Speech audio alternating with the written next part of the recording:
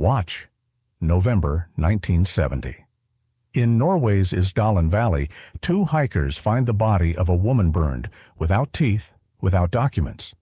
From that day, one of Europe's most baffling investigations begins. Who was she? Why did she travel under different names? And why did she carry a map to a restricted military site? This isn't just an unsolved killing, it's the story of a woman who wasn't supposed to exist. Suitcases without tags, codes without meaning, a camera with the serial number removed, and a line no one ever logged officially. No one should look for me. A small room on the second floor, a hotel in the center of Bergen. On the table, a leather notebook. Not a single entry. Under the bed, a suitcase. Inside a dress with no label, a German pocket dictionary, a shower cap. No wallet, no tickets. The bathroom mirror taken down from the wall. The ashtray empty, but the smell of fresh smoke lingers. At the front desk, there's a name, but it matches no passport on record, and no one at the hotel remembers her voice. Why did every item from the suitcases to the glasses feel assembled for someone else's persona? Who was she trying to be, and for whom? And why, 50 years later, does that suitcase still sit on an evidence shelf without a tag and without an explanation? This is not the story of a woman found in the mountains. This is the story of the role she played. Norway's most mysterious disappearance. A riddle still unsolved. November 1970. In Norway's Isdalen Valley, two hikers discover a woman's body burned, toothless, undocumented. From that day, one of Europe's strangest inquiries begins. Who was she? Why the many aliases? Why a map to a closed military site? It isn't just an unsolved murder. It's a life edited out of the record. Suitcases without labels, numbers without sense, a camera stripped of its serial, and the sentence that never made it into the file. No one should be looking for me. A modest second-floor room, a Bergen hotel. On the table, a leather notebook, blank. Under the bed, a suitcase. Inside a labelless dress, a German dictionary, a shower cap. No wallet, no tickets. The bathroom mirror removed, the ashtray clean, but the smoke still recent. At the desk an identity, but no passport matches it, and no one remembers her voice. Why did her belongings look curated for a stranger's face? Who was the performance for, and why? And why, half a century on, does that suitcase remain on the evidence shelf? Tagless, answerless. This isn't about the woman they found on the slope. This is about the character she became. November 29th, 1970, around 3 in the afternoon, in Norway's Isdalen Valley, still called the Valley of Death by locals, because long ago hunters and shepherds were found there after losing their way in the mountains. Brutal silence. Two hikers, a father and his two daughters, noticed a faint smoke. It didn't rise like a column. It seemed to spill into the air, too thin and ashy for a real fire. They were higher up the trail, near a crevice, and first thought someone had lit a fire to keep warm. But after they came down a few meters, the children froze and the father stepped back. On the frozen, hoarfrost-covered ground, at the center of a scorched patch and charred embers, lay a body. A woman. Completely burned. The face almost gone. Part of the chest open, one knee slightly raised. Nearby remnants of clothing, charred, yet in places as if removed beforehand. A single sock, a fragment of scarf, a piece of skirt, a melted belt. No second body, no signs of a struggle. Only slick, partly smudged tracks, as if someone had stood there for a long time, shifting from foot to foot, and then collapsed. Around them, silence. No tent, no backpack, no belongings. The father hurried his daughters back up the slope and reached the nearest phone at a forester's hut. The call to police came in at 4:43. Within an hour and a half, the area was sealed off, and crime scene officers from Bergen arrived. The lead investigator, Inspector Halvardson, would later say, "We understood right away this would not be a routine case. She had no face, no teeth, not even a name. The fire that destroyed the body had not spread. Grass around it remained intact. By all signs, the flames went only upward. Experts would call it a localized ignition, but the source of the blaze would never be found. No matches, no torch, no accelerant nearby. On the dry spruce roots, a few meters from the body, an investigator spotted dark, oily drops. They vanished within hours under fine snow before samples could be taken. The first theory was cautious. Suicide, possibly with an accelerant. But that same night, the duty investigator added a note to the report. No smell of gasoline, no fragments of a bottle, no containers, no note, no logic. Her pockets empty, no documents, no jewelry. The only thing spared by the flames part of a wrapping paper with a partial French text. A translator would later read it. Parfum de la nuit. Perfume of the night. The name of a perfume that didn't exist, or wasn't registered, or was too rare. The body was taken to the Bergen morgue that night. Under the flat white lights, the strangest part began. Identification was impossible. No usable skin remained for fingerprints. Every tooth had been removed while she was alive, not ripped out, but carefully extracted. There were no dentures. Skull-shaped Central European. Age between 30 and 50. Hair partly charred, identified as dark chestnut. At that moment, the investigation did not yet know they had not even found the end of the string. The woman was not registered at any Bergen hotel. No one had seen her in the mountains. No missing person report from the previous 3 months matched her description. And then the investigation framed the central question that would go unanswered for decades. If she entered the valley on foot, why didn't anyone see her on the way in? If she came by transport, where did it go? And if this was suicide, why disappear in a way that erases even a name? Investigators began by trying to reconstruct the woman's route, but Isdalen is not a place where a stranger's steps can be easily traced, especially not in 1971. Late autumn, the season closed, almost no hikers, weather turning fast. There is only one trail into the area where the body was found. It runs out from the fringes of Bergen off the suburban branch near Fløyen, where a few homes still dot the slope. Locals said that in recent weeks almost no one had gone up there, maybe a few elderly walkers on a clear day. Even so, on the 4th day of the search, police established that on the rail line between Oslo and Bergen in mid-November, a woman in a long ochre-colored coat carrying 2 small suitcases purchased train tickets 3 separate times, each under a different name. The surnames were different, but the face judging by descriptions appeared the same.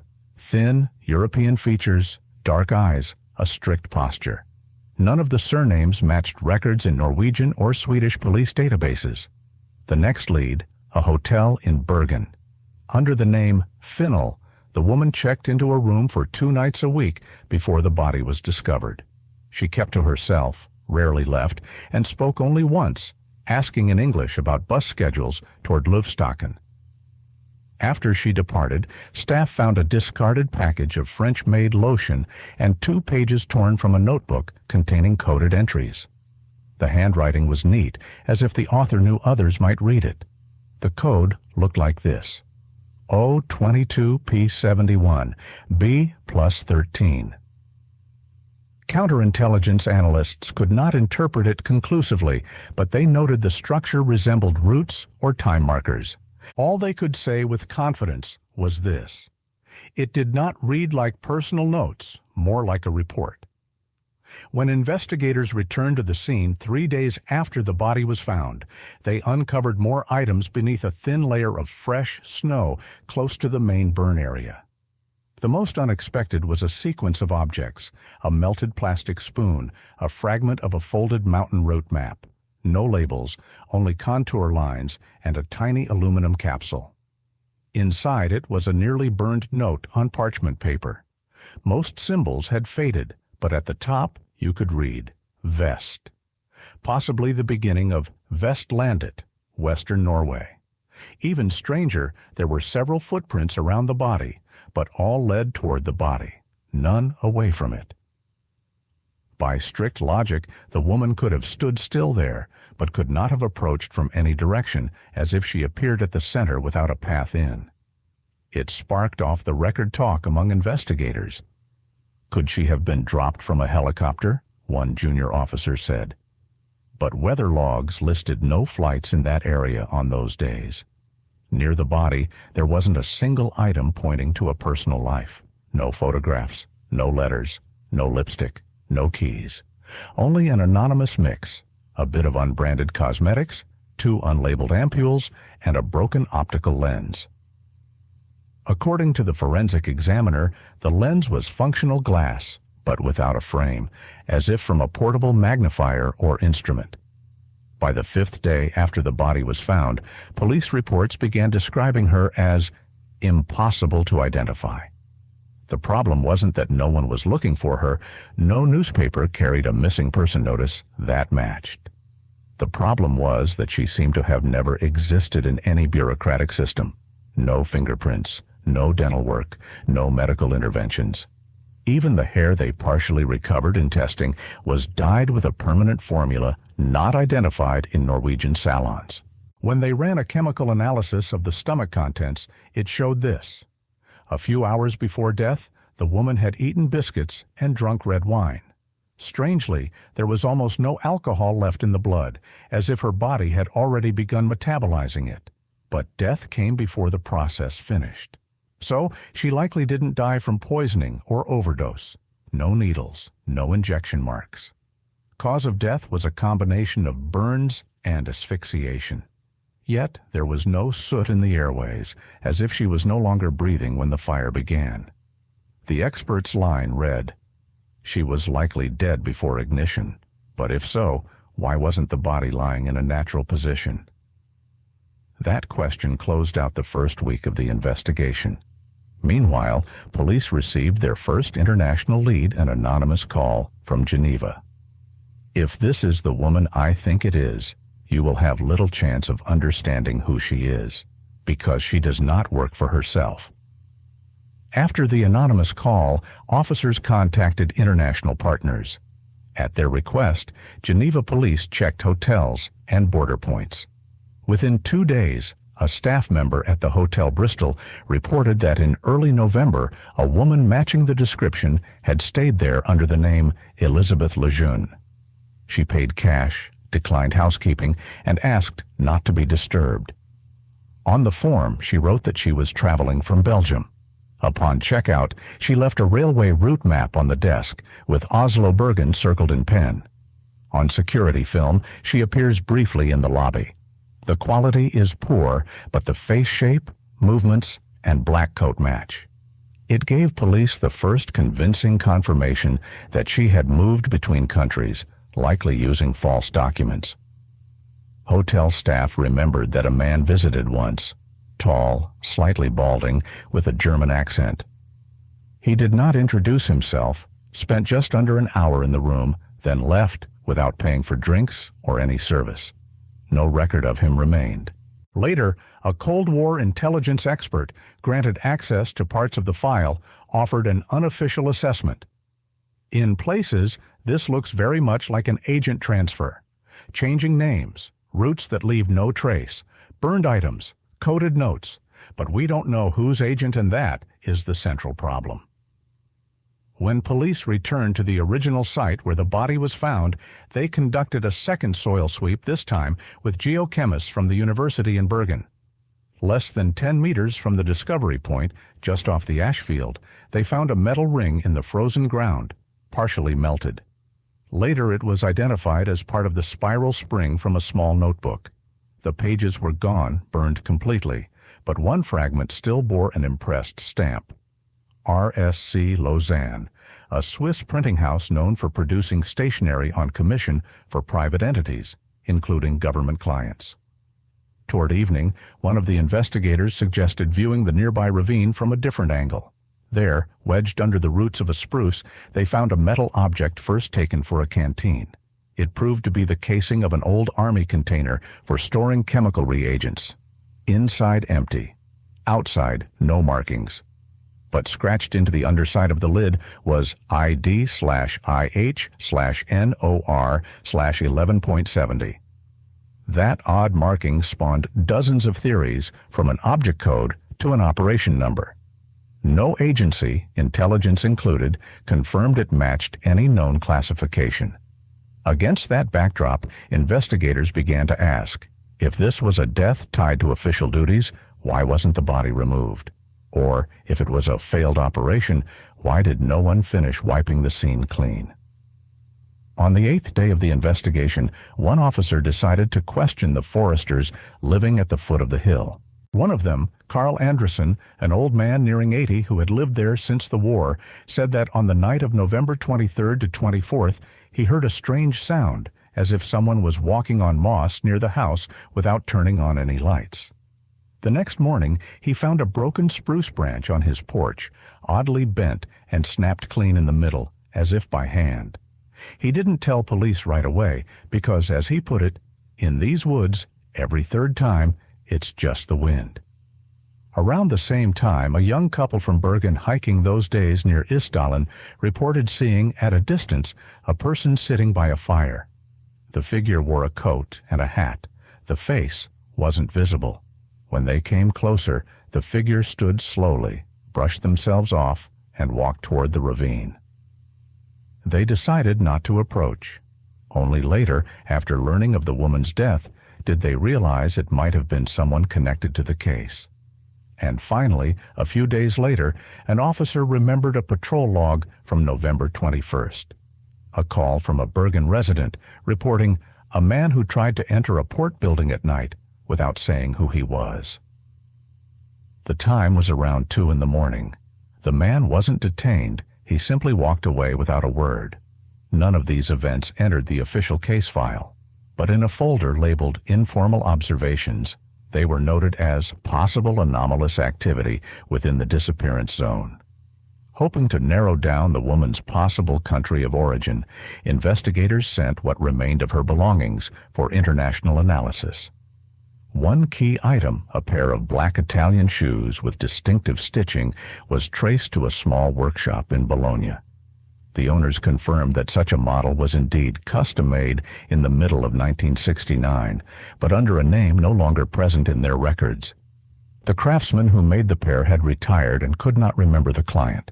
He did recall one detail. She had an accent closer to Scandinavian, and she refused to leave any contact information. At the same time, a lab in Oslo tested the gold composition of rings found at the scene. One, seemingly ordinary, showed an unusual density. Its alloy contained a rare additive used in jewelry from the 1960s, produced in South Africa. The second, engraved J4-6-65, did not match the date formats of any European system and, as later claimed, resembled a coding style attributed to an entity referred to as the Odeon Protocol, a name appearing only in scattered, later declassified, intelligence documents. Taken together, the physical evidence suggested one thing. Not a single item told a concrete life story. Everything felt assembled to mislead, as if the identity wasn't lost, but never real to begin with. 3 weeks into the investigation, police decided to recheck every hotel and apartment that could link to the woman's presumed routes. In Norwegian customs archives, they found 2 matches.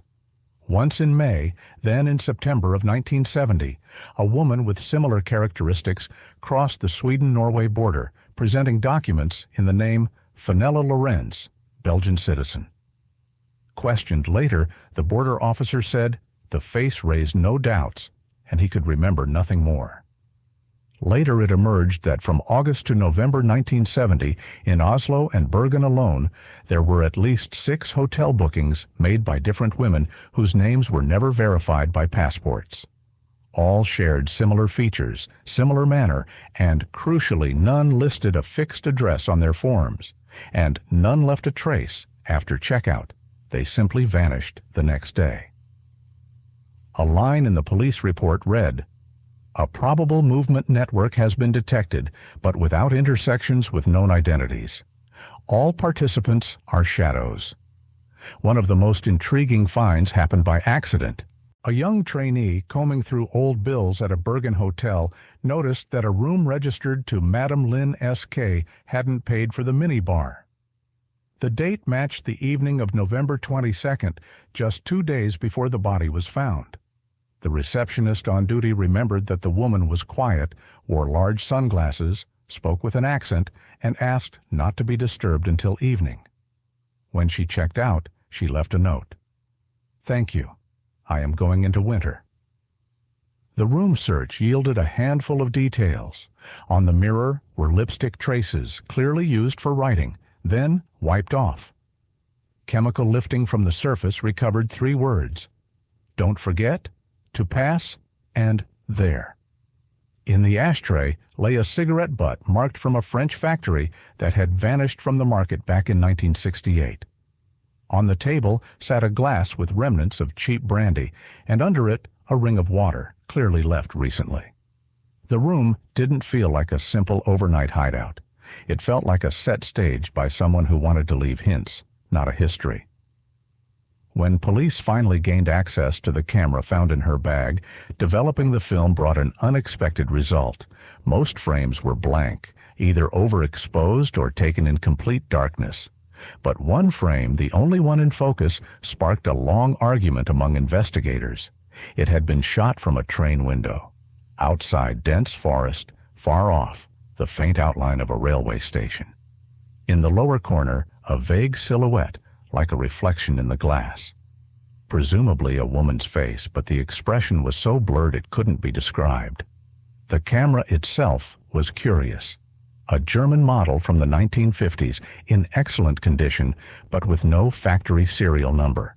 Specialists suggested it could have been from an experimental batch, but nothing confirmed that.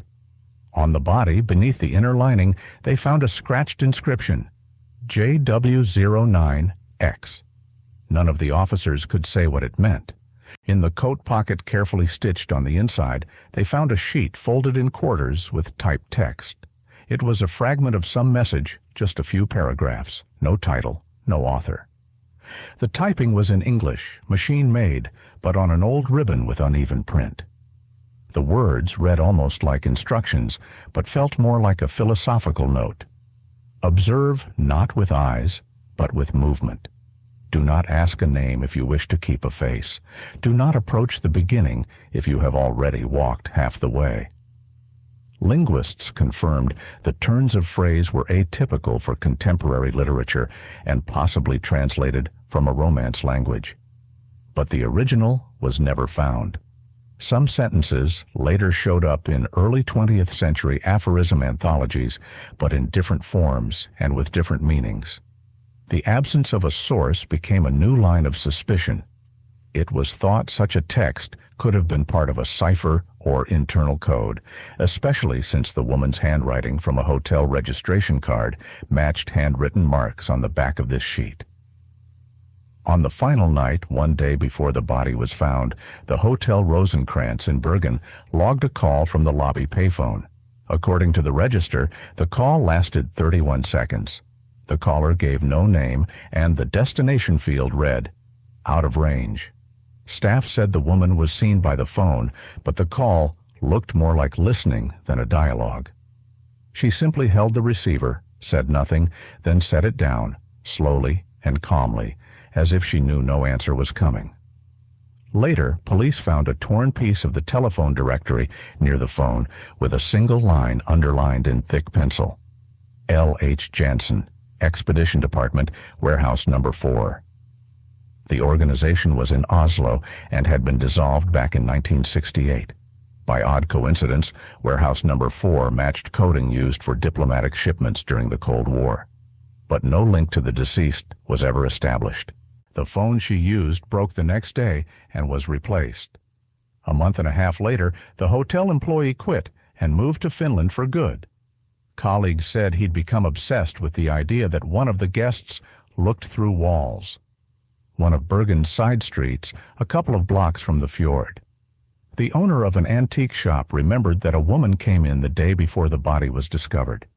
He described her behavior as measured and deliberate. She spent a long time studying old cardboard folders, as if searching not for an object, but for a sign, a kind of coincidence. In the sales ledger, she wrote a fabricated name, Frau Lobur, supposedly from Vienna. The handwriting was calligraphically precise, with sharp slants and an unusual way of forming capital letters, typical of a pre-reform French school.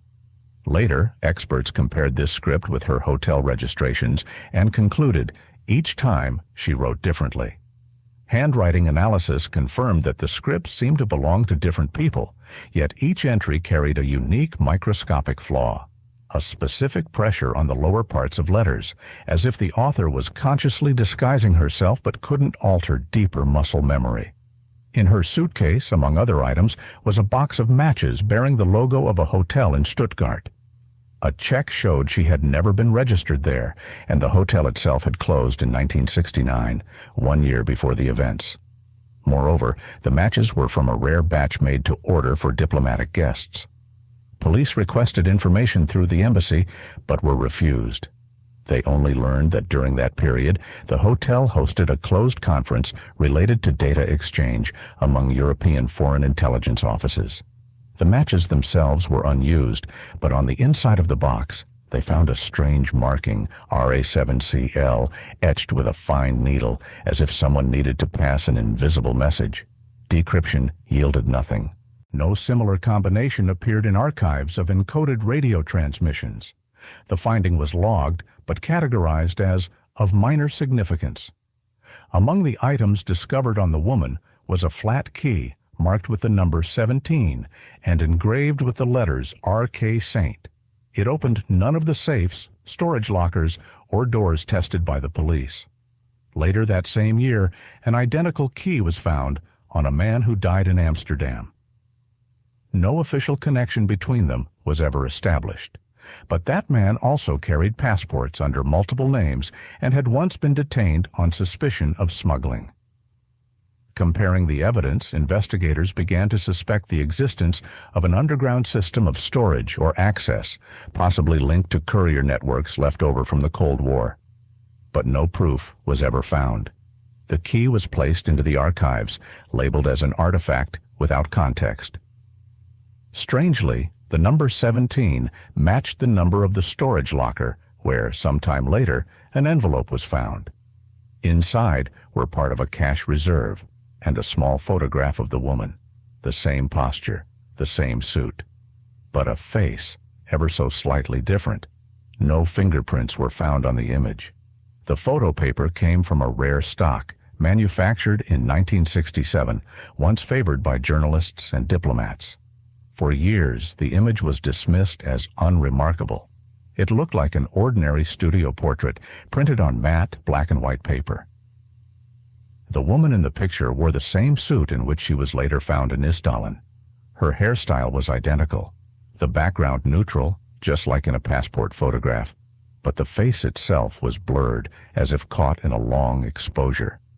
Paper analysis confirmed it had been produced at a factory in Lyon from a batch dated to the end of 1967. The most unsettling detail was this. Among her possessions, there was not a single camera. And along her route, not in Bergen, not in any other place she had been, police could not locate a photo studio where the picture might have been taken.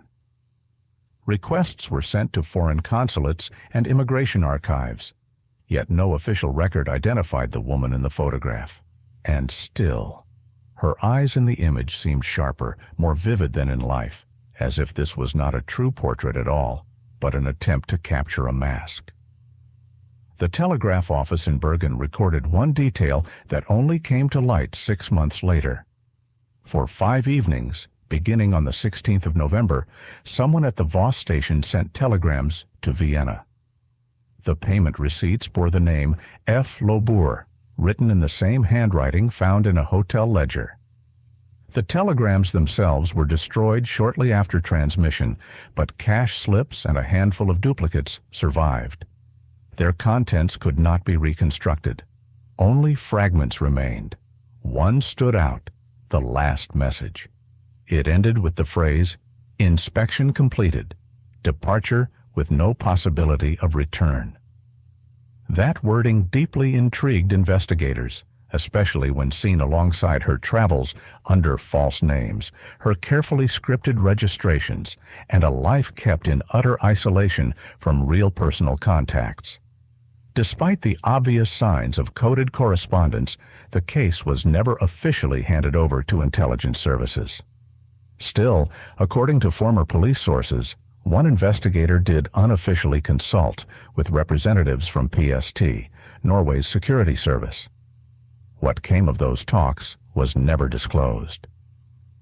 Not long after news of the Isdalen body was published in the local newspaper Bergens Tidende, the newsroom received a strange call.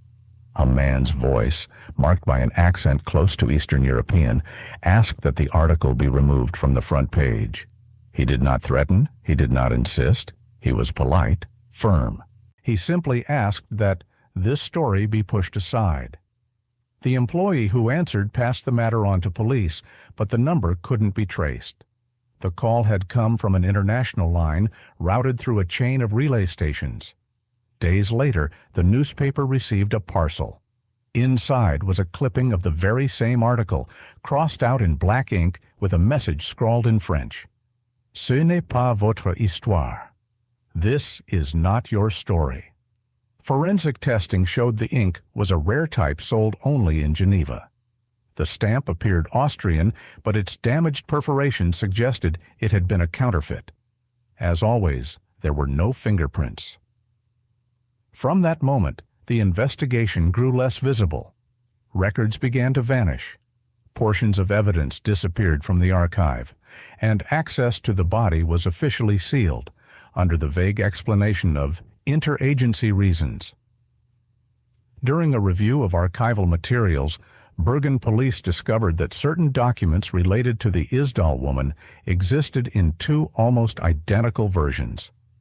The discrepancies were subtle: hotel names, registration dates, carriage numbers on railway tickets. Both sets appeared official, bearing signatures, stamps, and dates, completed by different officers, yet printed on the same stationery.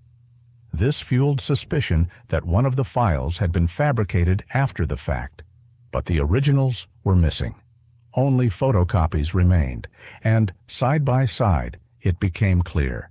The paper stock and print work didn't match the standard documents issued by Norwegian police in 1970. Some even carried foreign typefaces that were never used in Scandinavia. Who had made the alterations, or when, could not be determined. The only trace was a note that, in March of 1971, two men visited the archive, presenting themselves as federal experts from West Germany. No official record of their visit survived. In the spring of that same year, Oslo police received a letter from a man claiming he had seen a woman of similar appearance on a ferry from Copenhagen, roughly a week before her death. He described her sitting alone in the smoking lounge, drinking strong coffee, jotting cryptic phrases into a small notebook, phrases that sounded like technical codes. At one point, she turned to him and asked, "How quickly did you disappear from a place once there was nothing left to wait for?" The man could not recall how their exchange ended, but he remembered one detail. She left a folded napkin on the armrest. On it was written, neatly in cursive, "Don't come back." He attached a rough sketch of the woman and a copy of his ferry ticket. Yet the ticket didn't match official records. Neither the route nor the date were correct. Police treated the statement with skepticism. Still, they filed it in the record. Description consistent with the victim. Note potentially significant. Not confirmed. That line became the final entry in the case until 1986, when historians, researching unsolved mysteries from post-war Europe, reopened the forgotten file. One of the strangest items found in the woman's bag was a neatly folded fragment of a military map. Heavy paper printed with the borders of the Second World War, and on it a square drawn around a stretch of mountains in Telemark, south of Lake Totak. The spot was marked with a cross. Beside it, a handwritten note, Altis geblieben. Everything remains as it was. For years, the fragment was dismissed as meaningless. But in the 1980s, a German researcher studying abandoned Cold War sites published findings that changed the perspective. The marked location had once been home to a NATO communications base, shut down in 1965. That base had been used to test encrypted voice transmission systems before being sealed off. Access to the site remains restricted, yet the key question lingered. If the facility was closed 5 years before the woman's death, why would she be carrying its coordinates? More troubling still, forensic analysis revealed the fingerprint on the back of the map had been left less than a week before her death. It matched no known individual connected to the case. Decades later, in 1990, when evidence from the Isdal Woman investigation was transferred to Norway's National Archives, a curator from the University of Oslo's Forensic Museum noticed something peculiar in the inventories. According to official records, the woman's belongings included 9 pieces of clothing, 2 suitcases, bottles of perfume, cosmetic brushes, and currencies from 5 different countries. But in photographs taken the day of the autopsy, the curator spotted an object missing from the inventory, a thin envelope tucked beneath the lining of one of the suitcases. The envelope was plain white, no stamp, no address. Its contents remain unknown. It's barely visible on the surviving photographs, and in the written files, there is no trace of it. Later attempts to reconstruct the full list of seized items from the photos uncovered another anomaly. One of the woman's shoes carried a sticky tag resembling an inventory label. The number printed on it was blurred, unreadable. Years later, a researcher noted that similar labels had been used in Britain's military transport logistics system during the late 1960s. That discovery forced a disturbing question.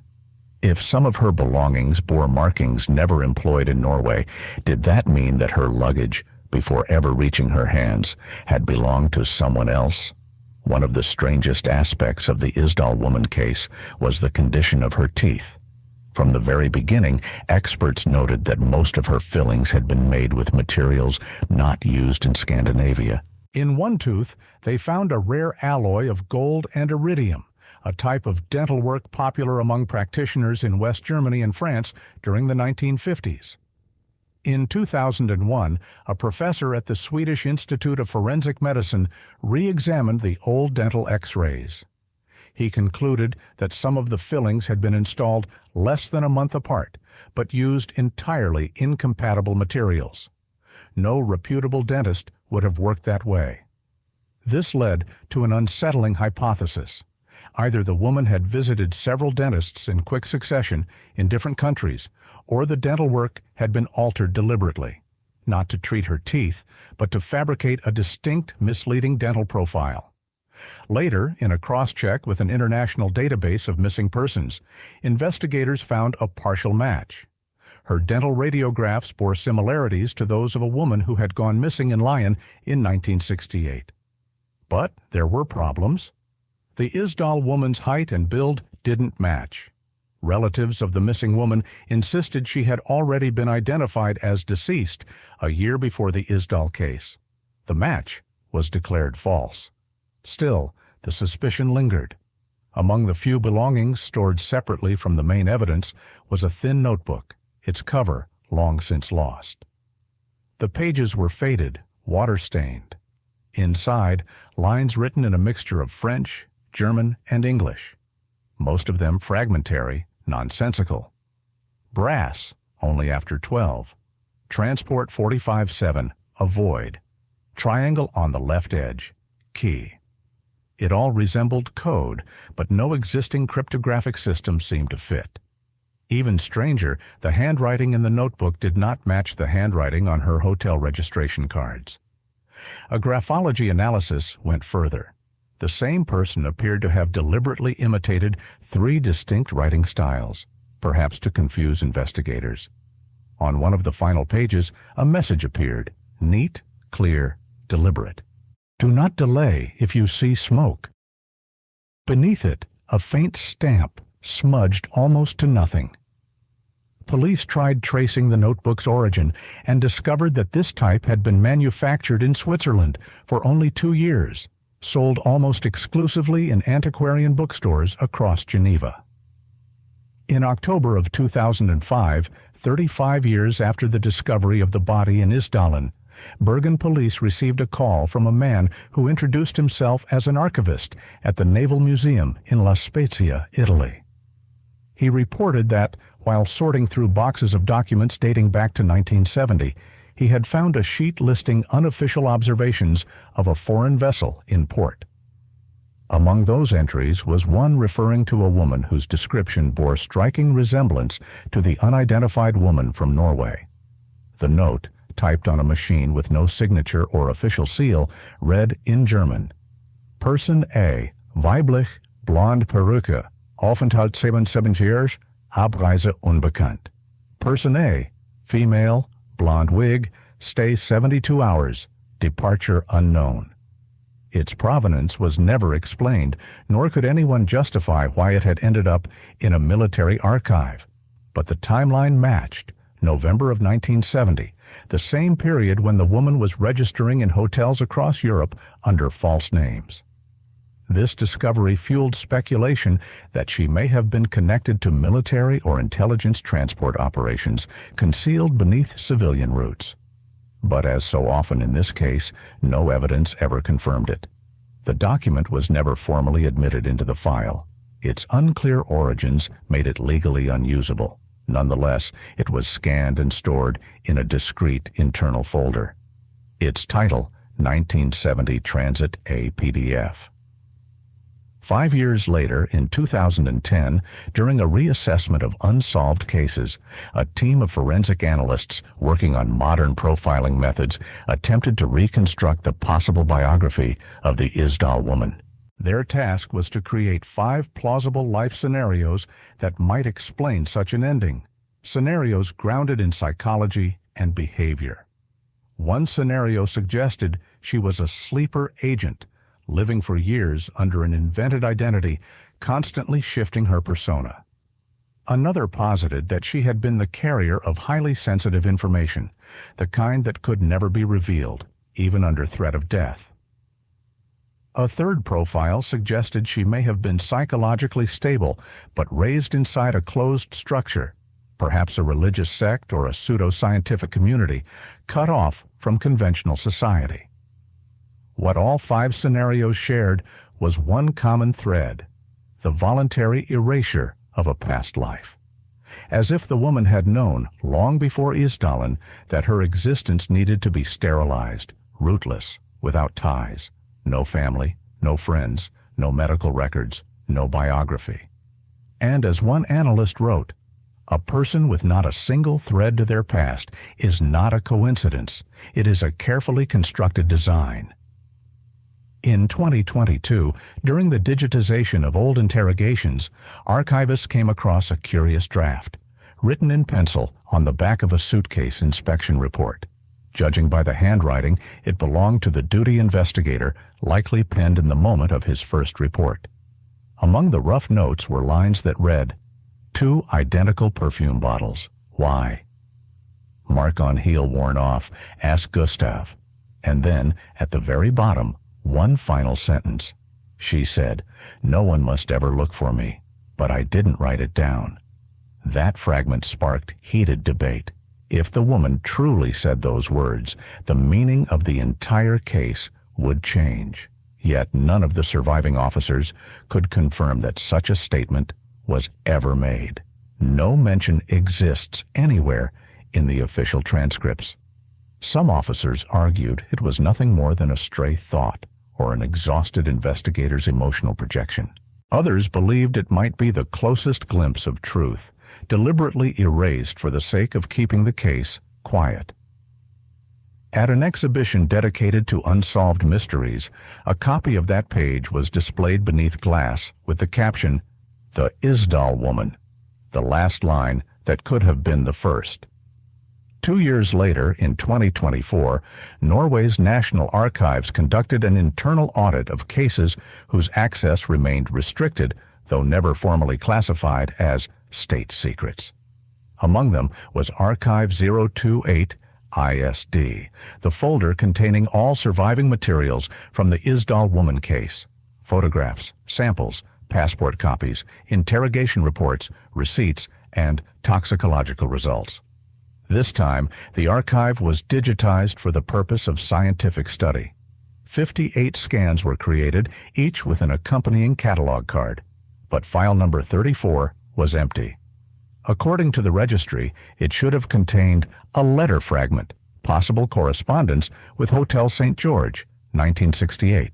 The document could not be found, not in the paper originals, not in microfilm, not in earlier inventories.